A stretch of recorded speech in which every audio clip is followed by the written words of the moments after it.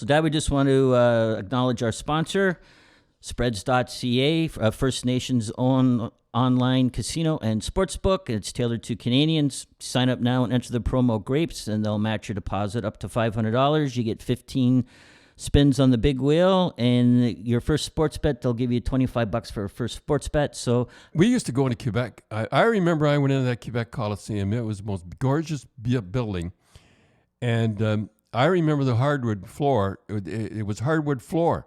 And, we never saw anything like that before. Hardwood floor, and we with the Barrie Flyers, and we were so good, nobody's going to beat us. This is when you were playing junior. Yeah, it was junior. And they didn't have glass along the side. And I remember Skippy Teal from St. Catharines. I look back, and here is a guy butting a cigarette on his neck. Like a fan grabbed him. Fan grabbed him and butted a cigarette on his neck. And the sparks were flying. I mean, it was unbelievable. Hockey was great back in those days. So what happened? When I like, did you back, I didn't. We didn't do anything, but Skippy was hitting him with a stick. I mean, it was unbelievable. So when people see stuff in Slapshot, that was rather tame from stuff that you saw. No, listen, in Slapshot, we did everything. There's two things we never had the guy skating around with no clothes on or anything like that. Yeah. It was ridiculous. But we never ever got stitched up on the bench. We'd always go and sit in the restroom, and the guy would come in. Must tell about the stories about all my stitches, but we never. Well, we did every. Listen, if they ever if they could not put on what happened in minor hockey. It was really something back in those days, and I was right in the middle of it. Yeah, well, I remember Christmas again. This will be the one for Christmas, Cindy. Mom would always have the single guys over for Christmas dinner. Yeah, that's right. Yeah, they would always come over because you... Daryl Sly. Daryl. No, not Daryl. Johnny Johns, Mark Reaume. Boy, when I think of Bill those Sweeney Sweeney, he didn't have his wife there, so he came over and bought me a canary. Well, actually, I bought you the canary. Oh. And I just said, and your mother couldn't refuse it. And I'm telling you for the first time that I bought the canary. Oh, so you knew that Mom, if you said that Bill brought the canary, that she would be mannerly and say, no, you can't have it. So you bought the canary and made Bill give it to me. And I was so excited. I never knew that. Well, now you know. And so you get because you. Yeah, we used to bring all the single guys. Because I don't remember. Would you play Christmas Eve or Christmas Day? Well, here's what we did. And back in those days, you always played Christmas Day. So we used to have on Christmas Eve. We used to have Christmas Day. We used to, because we'd leave right after the game, and and I must tell a story. I don't know whether I told the story, but I'm going to tell it now. Is that on Christmas Day, every day I'd have a steak. And I said, this day I'm going to have turkey. I'm how you eat turkey and everything. So I figured, I always had a guilty conscience playing that game. And Guy Rousseau, I never forgot his name, a little blonde-haired guy. He was one of those guys that when you went out to check him, he'd see you coming and he'd jump and turn backwards. And he'd really hurt you. He really hurt you doing that. You know who used to do that was Kent Douglas used to do. When a guy come out to hit him, he'd turn and jump at him.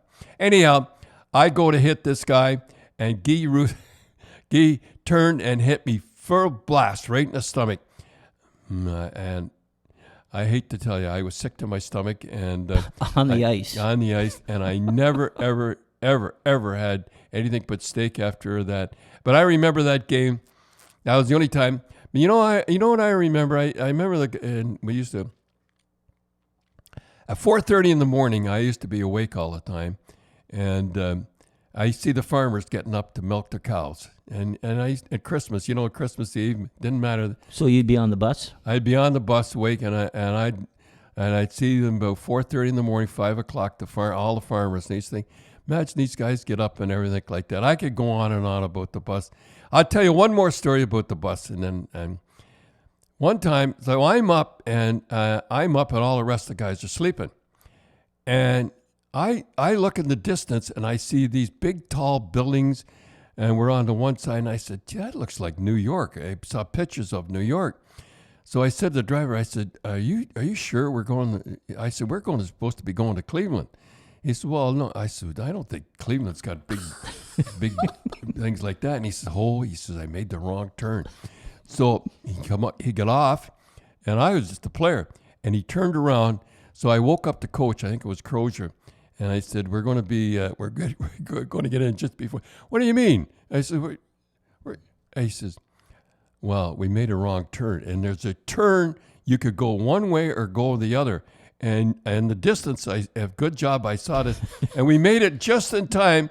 And if you look at it, it had to be an afternoon game, actually.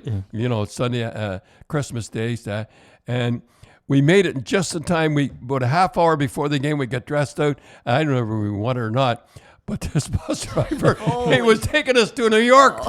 And we had to do the U-turn, and we just got in time. And good job, I was a waker. I don't know what he was. I don't know. Yeah, you guys went up Madison Square Garden. We could have played in there. But we got in time. I don't know whether we won or not, but I remember the panic look on that guy's face. That would be an awful feeling.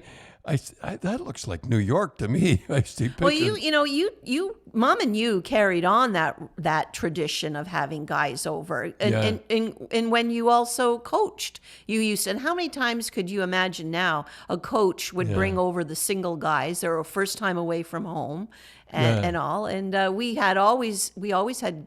Remember, John came over and Gary Braden and all the single guys for Christmas dinner. And stuff. So, but that was the type of mom, that's the type of, and what a great relationship you would have with the players that you would bring them over to the house. Well, I played with them, and I must go over sometime and tell, I played with them for half a season, and then I got made coach. And then I went the next year when I was made coach, I used to bring them over. I had a pretty good relationship, and I was general manager and coach. Well, with some guys I had a good relationship, other guys I didn't. But it was a lot of fun. I had more fun in Rochester. That's the greatest city. And not too big, and it's not too small. And I played there for, I think it was 6 years. How many years did I play? I must go into that, though. But it was a lot of fun. Rochester, New York, and we seem to be going on and on and on. Yep. So, well, Dad, we just want to say again, thanks to all the listeners. Apple voted us the best or the biggest podcast of 2020. That was a real honor. Yeah, you phoned me and told me that. So we'd like to thank all the people at Apple. We'd like to thank all the listeners. And our sponsors. And our sponsors, spreads.ca. They'll be happy hockey's coming back, and it'll be fun betting this year, because we'll talk a little bit about the NHL next week, because now there's rumors going on that there might not be a Canadian division. From what I heard, that there's one province giving the NHL a hard time. I wonder what province that is. Should we guess? I don't know. Oh, no. No. Well, I don't think it's Ontario, and I don't think it's Quebec, and I don't think it's Alberta. So it's got to be one of the other two. Saskatchewan, is that? No, it would be BC. BC or Manitoba. Oh, yeah. It'd be one of those two. Because I can't see Doug Ford, the premier of Ontario. No, he knows what's going on. He'd go, come on. And I think if the people of Quebec found out that the government's not going to let Montreal play, they'd burn down the thing. And then Alberta, you figure they have the World Juniors there, right? So they're kind of must be. Well, we cool. should know in a week anyhow. We'll know what's going on, yeah. But we'll talk a little about that a little bit more. And the big thing that I like to talk about, I hate to interrupt, I'd like to talk more about Millbury. I got some more stories about Millbury. We'll talk about Mike Millbury. Mike Millbury. And Al Strachan's book, I read it in 2 days, and it's one of those books, like I told you, you start reading, I'll read one a little more, and it's a great book. Okay, so I'd like to wish everybody a Merry Christmas, and hope everybody has a good Christmas, and we'll be back next week. Well, we hope Lord will be back, and I'd just like to say it before we start. Frontline workers again, and paramedics, and the police, and the fire people, and firemen. No, I can't call them firemen. For the work they do great work, and God love you all. Merry Christmas.